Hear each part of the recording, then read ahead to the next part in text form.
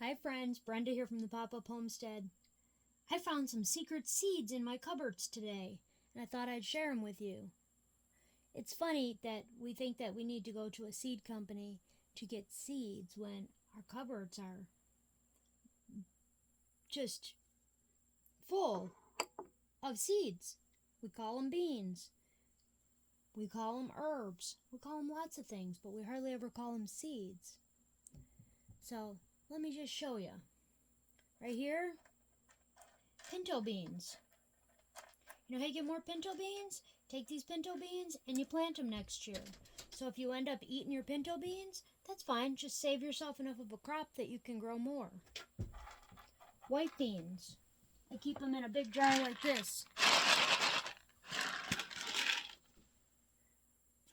And all you gotta do, save a few seeds and plant them next year. And keep in mind that bean seeds, especially, these are going to be commercially grown. When you buy bags from the grocery store of dry beans, they're not going to be pole beans. They're going to be bush beans. They have to be bush beans because they're grown commercially, and there's no way they could do pole beans and still harvest them with the machines. Here's another one. I don't know if you can see them. Those are black-eyed peas.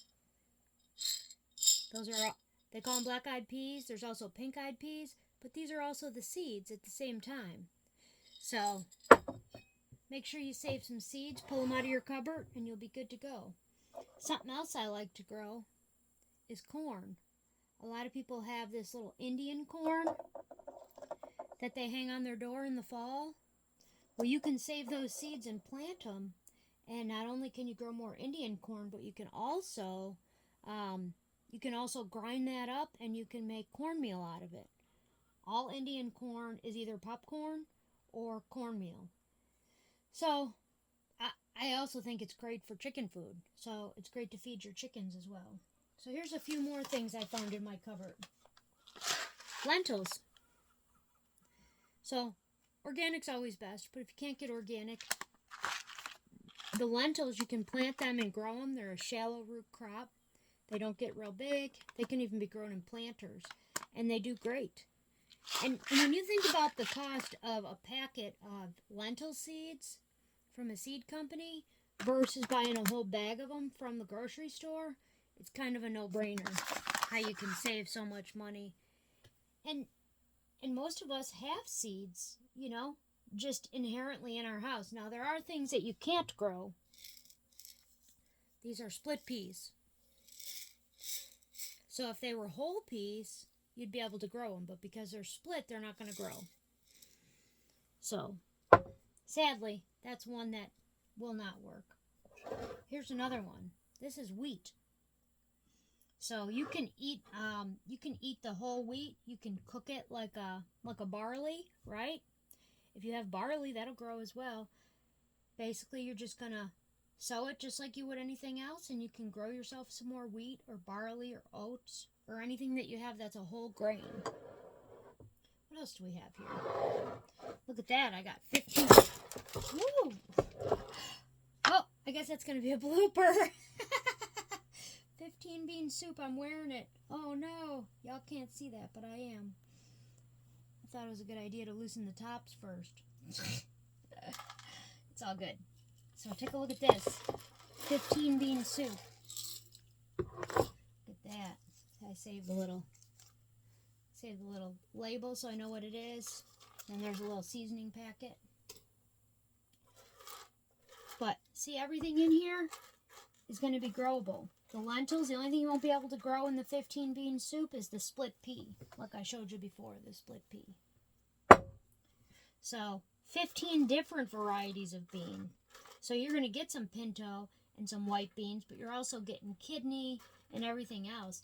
If you don't have much money and you want to stock up on seeds, I recommend getting a 15 bean soup.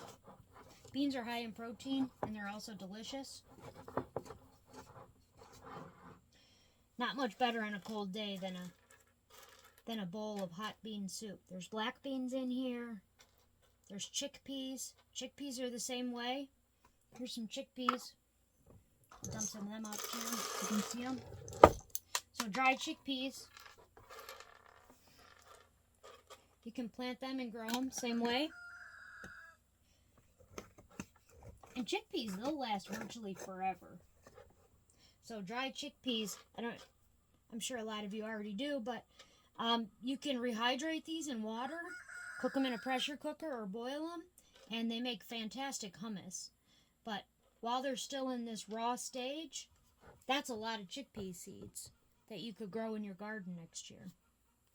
In my herb cupboard, I found whole cloves.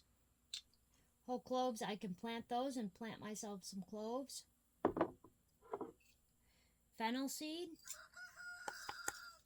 They're stuck to the bottom. That's what happens when you live in an off-grid cabin and it's a little humid. So that's a half a jar of fennel seed. You just plant the seeds and you can grow yourself some fennel. That's a lot more economical to get the seeds from the spice aisle than it is from a seed company. Now, are they going to be as high a quality? Is there a chance they couldn't germinate? Yep, that is all very true. But you know what? It's worth a try, and if they don't germinate, you can always eat them. Here's something else that I have seed of. It's very exciting. Peanuts. So, I grew these peanuts last summer.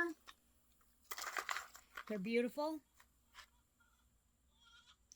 So, if you can find raw, uncooked, unboiled, unroasted, just raw peanuts, you can open them out of the shell, put them in a wet paper towel in a Ziploc bag, sprout them, and you can quite easily grow peanuts in your garden. Now, I will say they do better in the South, depending on where you're located. I'm in Tennessee. When I was in Buffalo, New York, I think I had a little bit more of a challenge because they do need a long growing season. But having raw peanuts, now I could always take these raw peanuts and I could boil them, or I could roast them. I can salt them. I could take them out and candy them. But I'm leaving them raw until I need them because now they're perfect for growing more. They're seeds. It's amazing all the seeds we actually have in our cupboards. So here's another fun one I found. This is a sesame seed. So this is untoasted raw sesame seed. I could grow a lot of sesame with this. Or I could take some out and toast it and, put it on some sesame buns or add it to an oriental dish if I wanted to.